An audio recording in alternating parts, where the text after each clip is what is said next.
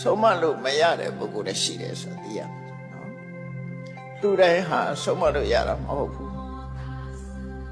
ဆုံးမလို့မရတဲ့ပုဂ္ဂိုလ်မျိုးတွေလည်းရှိသေးတယ်ဥပမာပဲအသိဉာဏ်မရှိတဲ့ပုဂ္ဂိုလ်ဟာဆုံးမလို့မရဘူး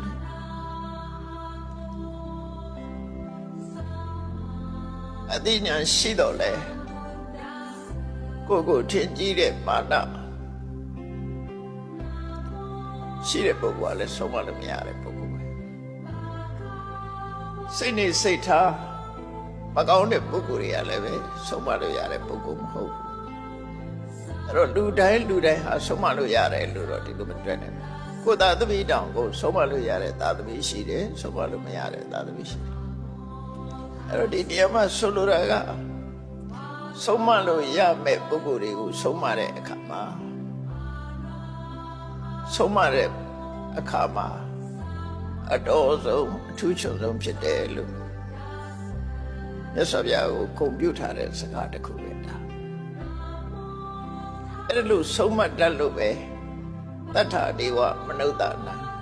ဒေဝမနုဿနတ်တွေရောလူတွေပါလူတွေရဲ့ဆရာပြတာမဟုတ်မကနတ်တွေရဲ့ဆရာလည်းဖြစ်တယ်